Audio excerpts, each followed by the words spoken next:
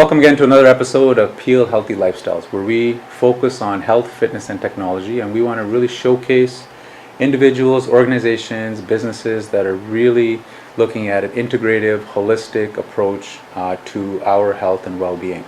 Today in the studio we have Dr. Pearl. Thank you, Dr. Pearl, for joining us. Thank you so much for having me. And we're just going to get right into it and get into what Dr. Pearl does. I'm excited to share what she has been doing and what she's looking to do in the future. So, Dr. Pearl, maybe you can share your background, maybe what kind of brought you to this point and how you kind of came up with Avala Wellness, and kind of lead us through that journey. Okay, absolutely. So Nick, Avala Wellness is basically our clinic with the tagline of redefining therapy. Okay. So about myself, I'm a chiropractor by profession, and at Avala we offer a host of rehabilitation services, including chiropractic treatment, physiotherapy, massage therapy, acupuncture, as well as healthy lifestyle counseling, orthotics, lots of different products. So if you kind of look within Brampton and look in the GTA and to a greater extent, there's lots and lots of rehabilitation clinics. Right. So I like to call Avala Wellness our baby that has a cause. Okay. Okay.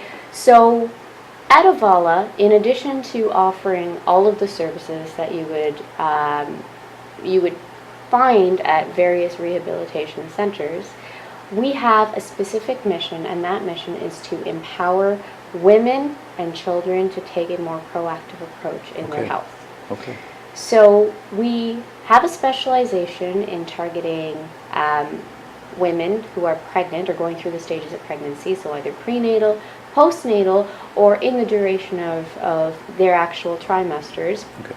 And we educate them and we empower them to take care of their health during the stages of their delivery, so that they're able to have a healthy child, and then once they do deliver, to be able to understand the implications of ensuring that their child has good spinal development, ensuring that the child is healthy and well, having good muscular development, and having good overall growth.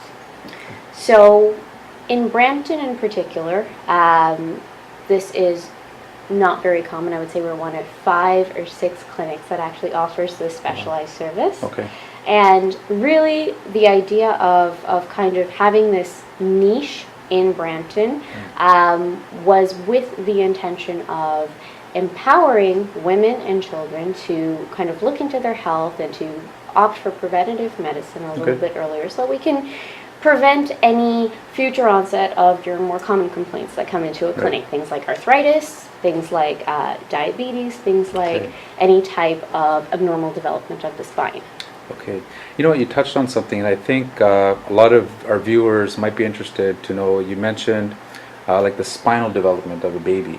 I think that's something I never really thought about. Maybe you can share a little bit more of like what are we looking for, what is really happening, and what was spinal development in a baby, what it's supposed to look like in both ways. Absolutely. I mean, what does that even mean, spinal development of a baby? Not a lot of people are even aware that there are certain stages in spinal development. So, what does it mean that there could be any abnormality in that? So that's one of the first questions actually a lot of these women come in and ask me. So I'm great that you bring that up, Nick. So essentially, our spine, if you think about it, it is in the shape of an S. Okay? So normal, healthy spine, we call it an S shape. If you were actually to outline your spine, that is the ideal shape that you want, what we see on x-rays. Now, at any point in the growth and development cycle of a child, there is a possibility of developing maybe too narrow of an S, maybe not enough of an S, maybe more of a C, or maybe more of an L. Okay? So what this essentially means is our spine itself is the structure that allows for us to maintain our posture. Okay? So when I'm sitting here and I'm sitting nice and upright, this is because the S shape of my spine is able to support my shoulders, my mid-back, and my lower body. Okay? Now, oftentimes, if during the stage of development we have one of these abnormalities in the curve, This can actually lead to what we call a hyperkyphotic curve, so a little bit of hunching. Your normal, Hunchback of Notre Dame is the common analogy there, right? So you can get a little bit of an over curvature. Sometimes you get a very, very rigid, more of a lordotic curve, which does not allow for enough movement and stiffness. And the neat thing here is a lot of these developmental abnormalities, shall we say, actually arise very, very early in the stage of the spinal development. So a lot of times pre-adolescence is when we can first target any of these spinal curve abnormalities. What's interesting though is oftentimes we don't actually pick up on this because of a lack of awareness that this even exists as a condition until much later into the development of a child, at which point it's very, very difficult for us to reverse. So at Avala, the very first time that we have a pregnant woman walk in, we would actually sit you down and educate you on exactly what we've just chatted about, so that there is an awareness that as the child grows and develops, at every couple of years, there is an important transition of the spine that we need to make sure is adequate so that we can avoid future postural syndromes. Right. Okay. I think because a lot of times, especially if young people are active, it's something that never really comes in mind. They may have a couple of falls. You just get up and kind of brush it off. And then it's not until much later that you would start to really look at it, or even on another point, whereas some of our, I even see with my daughter when she has her backpack, and so just the weight alone and just the way they have to kind of hold it and hold the posture, that's immediately what was coming to mind as you were kind of talking about the S-curve. And that's something I think that we should definitely be proactive, especially. Absolutely. It's actually really, really neat that you bring up the idea of backpacks, because just this past month with September starting and back to school starting, we had a free backpack check day. And we're addressing exactly that problem. One of the big issues that arises with kids going back to school that we don't realize is some of these backpacks are so heavy. Kids are putting books and lunch and a whole lot of other things, iPads and electronics. And a lot of the times the weight of the actual backpack is not proportionate to the height of the child. And so this leads, even outside of kind of the spinal abnormalities, this leads to a lot of muscle strain, this leads to a lot of just pain arising, headaches, and a lot of fatigue, because a lot of the times the stress is coming kind of on the shoulder area, and people don't realize that leads to tiredness, fatigue, stress. And so we have a lot of kids coming in and they're complaining of pain in their arm and headaches and just feeling tired, and we have a look at their backpack and we're like, well, if you're carrying 50 pounds on your back, that could be one of the causative factors. So there's so many really small things that you just don't consider sometimes that can actually have some long-term implications. Now, one thing I would like to mention with a lot of kids going back to school is if your child has a laptop, it is very, very important that that laptop be held in hand. A lot of the times, just because of the shape of the laptop, because of the weight of the laptop, we're actually splaying it out along the shoulders, and so that's causing a lot of additional stress, which is one of the first factors that we pick up when kids bring their backpacks in. Okay, well, we definitely have to take advantage of that and show you the backpack. It's I've noticed even with a lot of younger families, and we do a lot of group work with seniors and youth, and that's something that no one has really considered. It's just kind of like, oh, that's how it was done in India, the backpack is supposed to weigh that much. But I just found out, I'm not sure the reasoning behind it, but as my daughter started school, I just found out that they're not allowed to walk upstairs with the backpack on. So they have to take it off. And then I think we just kind of were talking about it, and our own hypothesis was that it's the weight, that someone kind of falls back the wrong way, everyone is kind of going down like dominoes. So I assume that's kind of what it is, but that's actually a really good point that I think a lot of our viewers may not really think about, know about. We don't consider it as much. We don't even probably recognize it as a problem. And the thing is, it's very difficult. Like you said, a lot of these kids are so active, they're so healthy, they're into sports. So we wouldn't quite be too worried about such issues. But remember, the implications Right.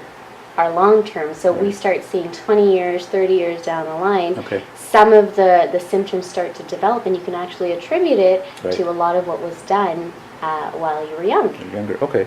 So maybe you could share with our viewers some tips, some strategies, some things that you may have seen in your practice that are recurring that, maybe they can look at, think about, address, that are common, or maybe even just some things that are just commonly not on the periphery, they're not on the mind, like backpack as an example. Right, right. Well, first and foremost, I think with the intention of preventative medicine in mind, Right. I would urge every family member, whether it's the father, the mom, the children, the grandparents, Right.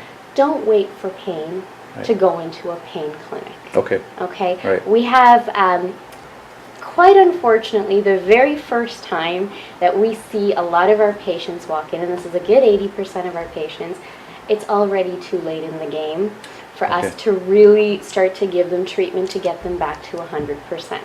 So, You know what? Just before you answer that, even, what is too late? So what are we talking about? Because maybe Okay. some viewers don't even know what too yeah, late is. absolutely. Right. So the first time a lot of the patients will actually come into our clinic, and I'm going to give a very common example, is when they start developing some pain, say in their knees or Okay. in their lower back, and, Right. and typical profile of a patient, middle age, been working a good 20 to 25 years, Okay. and all of a Right. sudden we're starting to develop a little bit of pain, let's get some treatment. Right. Now, that's great. You've come in for treatment, we can 100% help you. Right. The sad news is, it's actually a little late in the game. If you're coming in after 20 years of repetitive work, probably in the same position, there's quite a bit of wear and tear on your body. So for Okay. me or any of our teammates to say at that point, hi patient, Right. patient X, we can get you 100% better, Right. is impossible. Right. Okay. Okay, Understood. so that's a situation where you still have a patient who's healthy. Maybe there's no medical history to Right. suggest otherwise, and you might be, say, in your mid-40s and never really had any pain, but it's actually still already too late because that pain started much more than it actually started much before it actually became pain. It started Right. with wear and tear Right. on the muscles and the joints of the body. Okay. So what's not too early is there is actually no age Okay. that is too That's too early. Okay, I have people walking into my facility that are 2 or 3 months. Wow. Okay, and there we have so many things that we can check all through the development cycle. So coming back to kind of that tip that you were Right. asking about is, if you have a clinic nearby, go in today. Right. Get yourself assessed. Right. Get yourself checked. You will not regret it, because even if you don't feel like you're in pain today, you're going to come out with some education, some knowledge, and some understanding. A lot Right. of it is about just knowing. For Okay. example, we've talked about a couple of issues like backpacks and about spinal checks for young children. Right. And about what's too early versus what's not too early. Right. Hopefully just these tidbits of information are a little bit more than a lot of the viewers knew before having tuned into this segment. Right, exactly. Right? So you'll always walk out knowing a little bit more. That's right. And a lot of it is just awareness, and it's something that we never grew up talking about it. And it's just now we are, like, I will talk to my daughter about it and my family about it. But growing up, no one knew any better. It was just, that's how things were kind of done. Yeah. And now I think it's really important that we know more, so we have to do better, and just help to educate and kind of get that word out. Dr. Pearl, maybe you can share some of your future endeavors of what people can look forward to. What you may be doing is maybe some outreach or into the community, or what you have some plans for the future.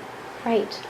So, as I said, we have a vision and a mission. So Right. for as long as we can, we're going to continue spreading awareness, spreading education, Okay. and spreading the word. We are looking now into getting into some public schools, Okay. and taking our team there, and again, educating children, catching them young, as they Right, say, of right? course. Going in and just telling children about the importance of maintaining their spine from a very, very early age. Right. Just going in and spreading this knowledge.